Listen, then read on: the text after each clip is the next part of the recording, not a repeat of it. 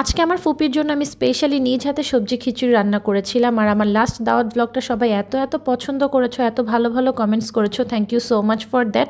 এই জন্য এবার আমি চিন্তা করেছি আর একটু তাড়াতাড়ি ব্লগ আপলোড দেওয়ার চেষ্টা করবো এখন থেকে। আর ওখানে দুইটা কমেন্টস এরকম ছিল যে ফুপিকে কেন আমাদের বাসায় দাওয়াত দেয়নি, আমাদের বাসায় ফুপির জন্য স্পেশালি কি কি রান্না করা হয়েছিল সেটা দেখতে চাও। ভাইরে ভাই, এই কমেন্ট দুইটা দেখে আমি তো একদম অবাক হয়ে গিয়েছি। তো কেন দাওয়াত হয়নি আমাদের বাসায় আর কি কি রান্না করা হয়েছে সেটা পুরাটা আজকের ব্লগে বলবো তোমাদেরকে। ফুপিকে নিয়ে গতবারের দাওয়াত ব্লগটাই আমার ফার্স্ট ব্লগ ছিল না, এর আগে অনেকগুলো ব্লগ আপলোড করা হয়েছে, যারা দেখো নাই দেখে আসতে পারো। ওখানে আমাদের বাসারও কিছু ব্লগ ছিল। বেসিক্যালি ফুপি যখন দেশের বাইরে ছিল তখন থেকেই আমাদের ইউটিউব আর ফেসবুকের রেসিপি ভিডিওগুলো দেখলে বলতো যে দেশে আসলে আমাদের হাতের এইটা ওইটা খাবে। তো আমি সবজি খিচুড়িটা খুব ভালো বানাতে পারি, আর আমার ফুপিরও সবজি খিচুড়ি খুব খুব খুব পছন্দ। তাই আমি আসার পর থেকেই চিন্তা করে রেখেছিলাম কোনো একদিন সময় সুযোগ করে ফুপিকে বানিয়ে খাওয়াবো। ফুপি অনেক সকাল সকাল ঘুম থেকে উঠে, তাই আমাদেরও এই কয়দিন অনেক সকাল সকাল ঘুম থেকে উঠা হয়েছিল। সকালবেলা চা নাস্তা খেয়ে এখন সবজি খিচুড়ি বানানো স্টার্ট করবো। আমাকে আম্মু হেল্প করবে, আর অমিয়ার যেহেতু পরীক্ষা, অমি আমাকে ইদানিং কোনো কাজেই হেল্প করতে পারছে না, এটা তোমরা কম বেশি অনেকেই জানো যারা আমাদের পুরাতন ব্লগগুলো দেখেছো। খিচুড়ি রান্না করা ভেজিটেবল গুলো সব আম্মু আমাকে এখানে কেটে দিয়েছিল। দেখতেই পারছো কিভাবে কিউব কিউব করে সবগুলো কেটেছে। এখানে ছিল আলু, মিষ্টি কুমড়া, ফুলকপি আর পেঁপে, আর সাথে ছিল কাঁচামরিচ। তো এই কয়টা সবজি দিয়ে আজকে আমি ভেজিটেবল খিচুড়িটা রান্না করবো। আর এখন আম্মু আমাকে মুগ ডাল ভেজে দিচ্ছিল।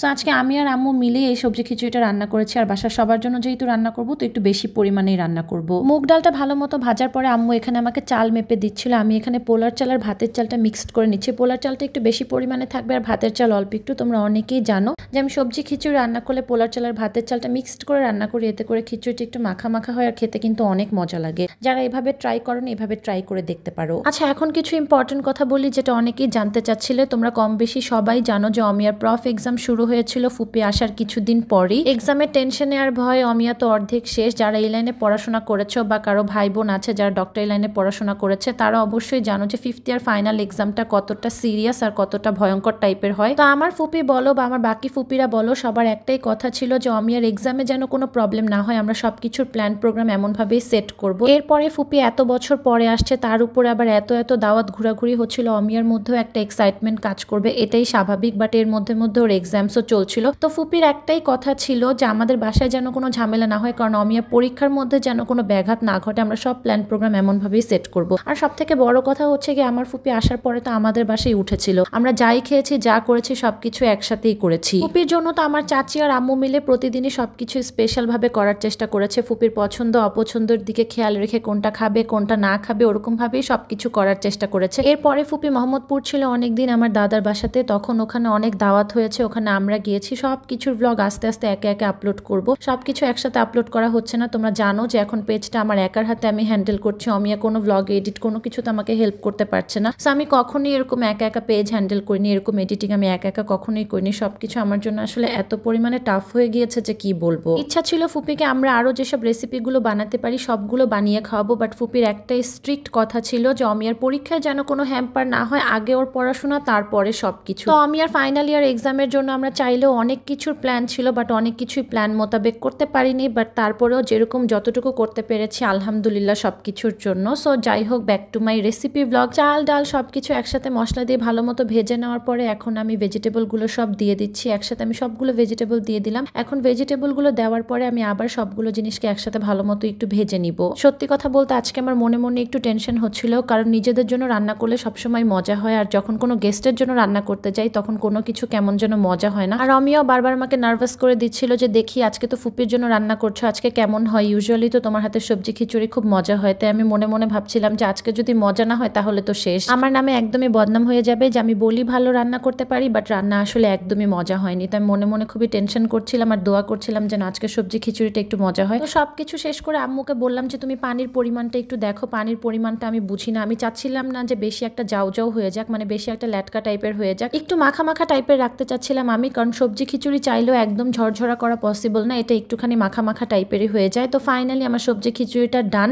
এখন সবাইকে আমি ট্রাই করাবো, আজকে চাচিরা আমরা সবাই মিলেই খাবো। সবাই আমার হাতে সবজি খিচুড়ি খাওয়ার জন্য একদম মুখশুক হয়ে ওয়েট করছে। রান্না শেষ করার পর ফাইনালি উপরে একটু বেশি পরিমাণে ঘি দিয়ে দিলাম, আর ঘি দেওয়ার পর খিচুড়ি থেকে এত সুন্দর একটা সেন্ট আসে যে কি বলবো। আর সবার জন্য এখানে আমি ডিম ভাজছিলাম খিচুড়ির সাথে খাওয়ার জন্য, কারণ এটার মধ্যে এমনিতেই অনেক সবজি দেওয়া আছে, সাথে ডিম ভাজি হলে খুব মজা হবে। আর আমি হচ্ছে একটু পেঁয়াজ মরিচের ভর্তা করে নিয়েছিলাম, কারণ খিচুড়ির সাথে আমার কাছে কোনো একটা ভর্তা না হলে না একদমই জমে না। বাট খিচুড়ি রান্না করতে করতে এত বেশি লেট হয়ে গিয়েছিল যে এখন ভর্তা বানানোর আর টাইম ছিল না, তাই আমি হচ্ছে গিয়ে জাস্ট জাস্ট একটু শুকনা মরিচ আর পেঁয়াজ সরিষার তেল দিয়ে একটুখানি ভর্তা বানিয়ে নিয়েছিলাম। ওইটাই খিচুড়ির সাথে খেতে বেশ মজা লাগবে। সো এই তো গরম গরম ধোয়া ওঠা খিচুড়ি সবার আগে আমি আমার ফুপির জন্যই সার্ভ করছিলাম। তারপর এখানে যে ফার্স্ট ডিমটা ভেজেছিলাম এটা আগে ফুপিকে দিব ট্রাই করার জন্য যে কেমন হয়েছে। সো এটাই হচ্ছে আমার খিচুড়ির ফাইনাল লুক। আমার খিচুড়িটা দেখতে কেমন হয়েছে এটা কিন্তু কমেন্ট করে জানাতে ভুলবে না। যারা সবজি খিচুড়ি রান্না করতে পারো না, আমার মতো এরকম সিম্পল ভাবে সবজি খিচুড়ি রান্না করে বাসার সবাইকে খাইয়ে তাক লাগিয়ে দিতে পারো। আমি শিওর সবাই খেতে খুব বেশি পছন্দ করবে। সো রান্না বাড়ি শেষ করে আমরা সবাই একসাথেই খেতে বসেছি। ফুপি একা খেতে একদমই পছন্দ করে না, আর আমরা সাথে খেতে না বসলে অনেক বেশি রাগ হয়ে যায়। তো সবাই মিলে একসাথে খেতে বসেছি। আর সবাই মিলে খেতে বসলে না একটা ফ্যামিলি টাইম স্পেন্ড করা যায়। আর বিদেশে তো একা একা এরকম ফ্যামিলি টাইম পাওয়া যায় না, সবার সাথে কথাবার্তা গল্প করা হয় না, ওই একা একা লাইফ বিদেশে। তাই এখানে ফুপি চায় যে সব সময় সবাই মিলে একসাথে খেতে বসি,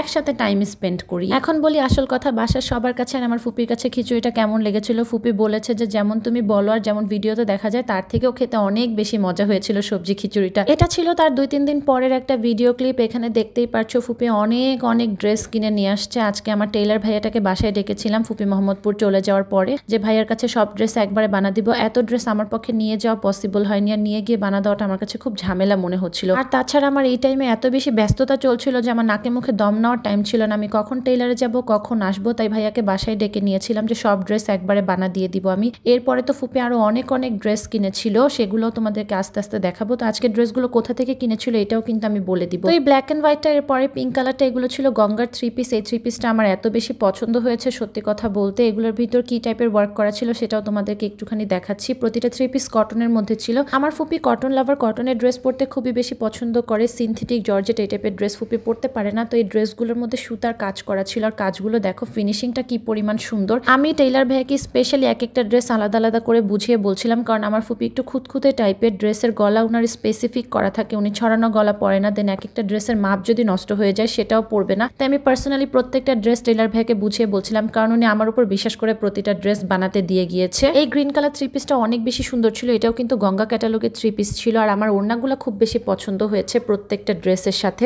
একে একে আমি টেইলার ভাইয়াকে সবগুলো ড্রেসের ডিজাইন বুঝিয়ে বলছিলাম যে কোনটা কোন ডিজাইন দিতে হবে, কোনটার মাপ কিরকম হবে। আর তাছাড়া আমার এই টাইপের কাজ করতে খুব বেশি ভালো লাগে, যেহেতু আমি ড্রেস নিয়ে কাজ করি, এটা তোমরা কম বেশি সবাই জানো। সো এই টাইপের কাজে আমি একদম প্রো। এরপর আমার আরেক ফুপিরও এখানে অনেকগুলো ড্রেস ছিল, সবগুলো আমি একসাথেই বানাতে দিয়ে দিচ্ছিলাম। এগুলো ছিল গজ কাপড়, এই দুইটাই ডট ডট যে বল বল প্রিন্টের কাপড়টা দেখতে পাচ্ছ এটা ছিল কামিজের জন্য। আর র্যাক র্যাক যে কাপড়টা ছিল জিগজ্যাগ টাইপের, এটা ছিল প্লাজো বানানোর জন্য। আমি বলেছিলাম এটা দিয়ে একটু প্লাজো টাইপের করে বানালে অনেক বেশি সুন্দর লাগবে। তো সবগুলো ড্রেস আসার পরে কিন্তু আমি তোমাদের সাথে শেয়ার করব কোনটাতে কেমন টাইপের ডিজাইন দিয়েছিলাম। আর এই কাপড়টা ফুপি আমাদের সাথে গিয়ে বনানী থেকে কিনেছিল। এটা দিয়ে একটা হোয়াইট প্লাজো হবে। এটা ছিল একটা কটন কাপড়, এখানে কট সেটের কাপড় ছিল, কামিজ আর প্যান্ট এই টাইপের আরো কয়েকটা সেট কিছুদিন আগেই ফুপির জন্য বানিয়ে এনেছিলাম, সেটাও তোমরা ব্লগে দেখেছো। আর এই হোয়াইট কালারটার কথা আমি কি বলবো, হোয়াইটেরটা আমি এমনিতেই ফ্যান। আমার হাজবেন্ডের সব থেকে ফেভারিট কালার হচ্ছে হোয়াইট। তো হোয়াইট কালার ড্রেস আমার নিজেরও খুব বেশি পছন্দ। এই ড্রেসটা আমার অনেক পছন্দ হয়েছিল। তো এখন মার্কেটের লোকেশনটা একটু বলে দিচ্ছি কোথা থেকে নিয়েছে। এই সবগুলো ড্রেস নেওয়া হয়েছিল টোকিও স্কোয়ার থেকে। শপ নেমটা তো তোমরা প্যাকেটের গায়েই দেখতে পারছো। তো তোমরা চাইলে এখান থেকে গিয়ে পারচেস করতে পারো। সবগুলো ড্রেসই কিন্তু আই থিঙ্ক অ্যাভেলেবেল পেয়ে যাবে। So this is another one. এরকম আরো অনেকগুলো 3 পিস ছিল, সবগুলো এক ভিডিওতে তোমাদেরকে দেখানো পসিবল হবে না। সো টুকটাক যতটুকু পসিবল হয়েছে আমি দেখিয়েছি, আরেকটা ভিডিওর মধ্যে বাকিগুলো দেখানোর চেষ্টা করবো।